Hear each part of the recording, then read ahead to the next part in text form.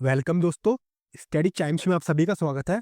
आज हम लोग साइंस के 500 इंपॉर्टेंट क्वेश्चंस का पार्ट 2 देखने जा रहे हैं। हमारा पहला प्रश्न है, तेज गति से आता हुआ वाहन हॉर्न बजाता है तो उसका पिच कैसा सुनाई देता है? तो इसका सही उत्तर हमारा ऑप्शन नंबर बी, अधिक सुनाई देता है। ठीक है। जैसे कि मान लीजिए ये कोई वाहन है हमारा और यहाँ पर कोई पर्सन खड़ा है, तो जब ये वाहन इस व्यक्ति की तरफ बढ़ेगा तो जो इसकी साउंड की वेव्स है वो पास आती जाएंगी एक दूसरे के। ठीक है। जिसकी वजह से जो फ्रीक्वेंसी है वो हमारी बढ़ जाएगी। ठीक है, फ्रीक्वेंसी हमारी इंक्रीज हो जाएगी और जब हमारी फ्रीक्वेंसी बढ़ेगी तो जो साउंड है वो ज़्यादा तेज सुनाई देगी और उसकी जो पिच होगी वो हाई होगी। ठीक है, इसकी जो पिच है वो हाई होगी। और अगर मान लीजिए जब कोई वाहन, यहाँ कोई व्यक्ति इसके वाहन के पीछे खड़ा था और ये इससे दूर जा रहा था, तो अब इस केस में क्या होगा, जो हमारी फ्रीक्वेंसी है वो हमारी कम हो जाएगी और जो साउंड है हमें वो धीरे सुनाई देगी और उसकी जो पिच है वो भी कम हो जाएगी, यानी कि लो हो जाएगी। हमारा अगला प्रश्न है, अस्थि मज्जा में रुधिर कणिकाओं के निर्माण को क्या कहा जाता है? तो इसका सही उत्तर हमारा हेमेटोपाइसिस। ठीक है, हेमेटोपाइसिस जो है ये फॉर्मेशन ऑफ ब्लड सेल्स होती है।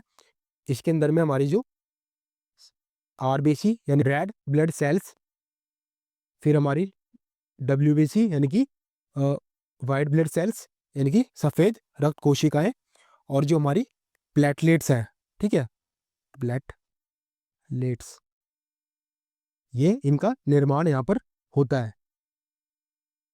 इसके अलावा जो हमारा हेमोफीलिया है, हेमोफीलिया जो है एक तरीके का जो है ब्लीडिंग डिसऑर्डर है। ये जो है जेनेटिकली होता है। ठीक है, जेनेटिक, ये अनुवांशिक यानी कि जेनेटिक ब्लीडिंग डिसऑर्डर है। इसके अंदर क्या होता है, जैसे मान लीजिए अगर कोई आपका कहीं कट लग जाए शरीर में और जो आपका खून बहना स्टार्ट हो जाता है तो वो जम नहीं पाता। ठीक है, क्लॉटिंग ऑफ ब्लड नहीं हो पाती, खून रुकता नहीं है। तो इसके अलावा जो हमारा ल्यूकीमिया है, ये एक तरीके का जो ब्लड का कैंसर होता है, उसे हम लोग ल्यूकीमिया के नाम से जानते हैं। तो पॉलिस्थीमिया के अंदर में क्या होता है, जो हमारी अस्थि मज्जा है यानी कि हमारी बोन मैरो, ठीक है, जो बोन मैरो है वो ज़्यादा अमाउंट के अंदर में हमारी आरबीसी यानी कि रेड ब्लड सेल्स को बना देती हैं, तो जिसके कारण जो हमारा खून है वो काफ़ी गाढ़ा हो जाता है। ठीक है, तो ये पॉलीस्थीमिया हमारी कंडीशन होती है। हमारा अगला प्रश्न है, निम्न में से किन किरणों का उत्सर्जन रेडियो एक्टिविता के दौरान नहीं होता है? तो इसका हम लोग देखते हैं ऑप्शन से।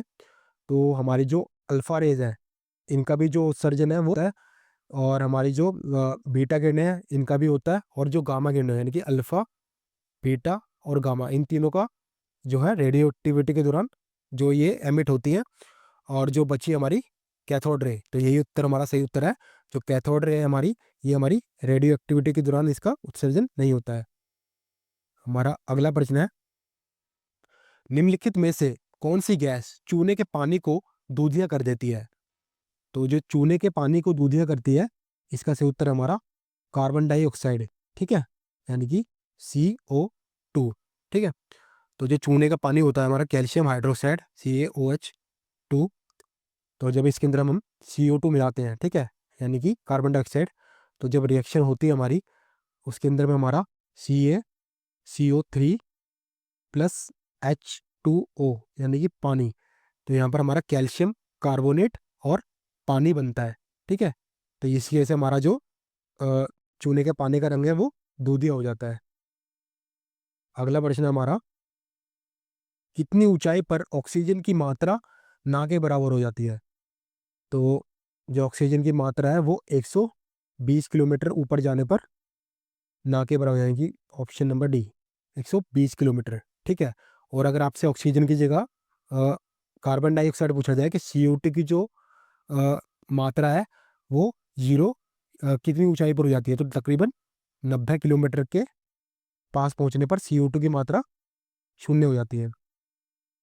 अगला प्रश्न है हमारा, निम्नलिखित में से कौन एक जैविक अम्ल है?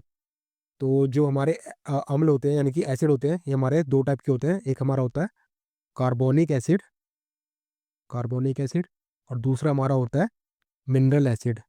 ठीक है, मिनरल एसिड। तो जो हमारा कार्बोनिक एसिड होता है, ये जीवित जीवों के अंदर पाया जाता है। इसके अंदर में जो मॉलिक्यूलर स्ट्रक्चर होता है वो कार्बन के एटम का होता है। ठीक है, जैसे कि CH3COOH, यानी कि जो हमारा एसिटिक एसिड है।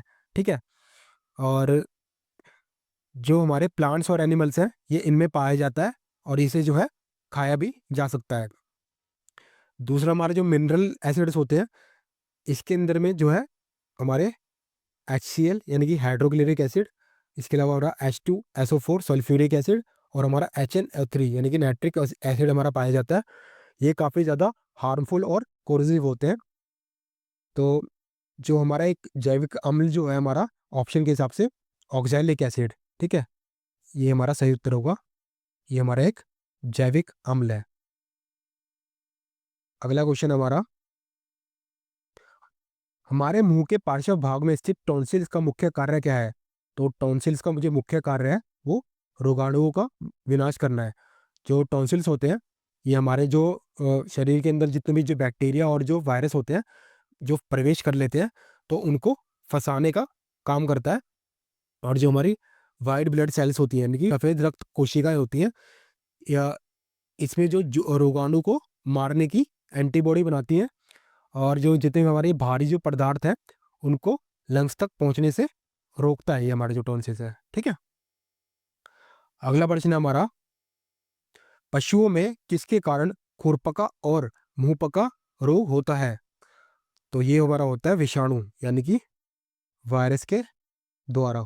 ठीक है, तो जितने भी हमारे खुर वाले जो पशु होते हैं जैसे कि गाय, भेड़, बकरी आदि, इनके अंदर में ये खुरपका और मुंहपका रोग जो है वायरस की वजह से होता है।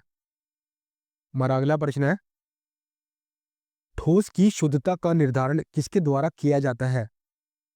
तो इसका सही उत्तर हमारा मेल्टिंग पॉइंट यानी कि गलनांक बिंदु के द्वारा।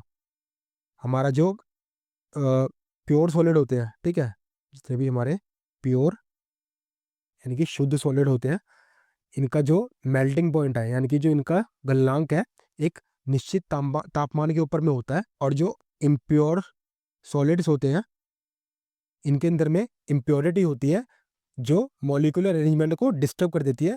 इस इम्प्योरिटी की वजह से जो हमारे बॉन्ड्स होते हैं उनको ब्रेक करने के लिए कम मेल्टिंग पॉइंट की जरूरत होती है। ठीक है, अगला प्रश्न हमारा, न्यूलैंड के अनुसार उस समय प्रकृति में कुल कितने तत्व मौजूद थे? तो इसका सही उत्तर हमारा 56। तो न्यूलैंड जो थे इन्होंने जितने भी हमारे एटम्स थे, ठीक है, उनको अरेंज किया था, और इन्होंने जो है एक लॉ ऑफ ऑक्टेव बनाया था। लॉ ऑफ ऑक्टेव, ये इन्होंने 1866 के अंदर में बनाया था। ठीक है, तो इन्होंने बेसिकली क्या किया था, इन्होंने जो है एटम्स को एक इंक्रीजिंग एटॉमिक मास के ऑर्डर में प्लेस किया था। ठीक है, तो यहाँ पर lithium, beryllium, boron, carbon, nitrogen, oxygen, fluorine. ठीक है, फिर यहाँ पर जो है सोडियम, फिर मैग्नीशियम, फिर aluminium, silicon, phosphorus, sulphur, chlorine, और फिर ये पोटेशियम। तो न्यूलैंड ने क्या किया था, एटम्स को इनके इंक्रीजिंग एटॉमिक मास के ऑर्डर में प्लेस किया था।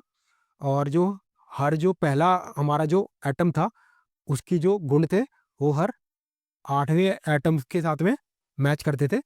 जैसे कि हमारा संगीत के अंदर में होता है, म्यूजिक के अंदर में सारे गामा पाधा निशा, ऐसे ही जो है इन्होंने हमारे जितने भी एलिमेंट्स थे उनको प्लेस किया था। और जो इनका जो अरेंजमेंट था ये सिर्फ कैल्शियम तक ही लागू हो पाया था। तो इसलिए न्यूलैंड ने माना था कि टोटल जो एलिमेंट है, तत्व है, वो 56 है। ठीक है, तो इसका सही उत्तर है हमारा ऑप्शन 56। So that's it. आज हमने साइंस के 500 इंपॉर्टेंट क्वेश्चंस का पार्ट 2 देखा। आई होप कि आपको पसंद आया होगा। धन्यवाद।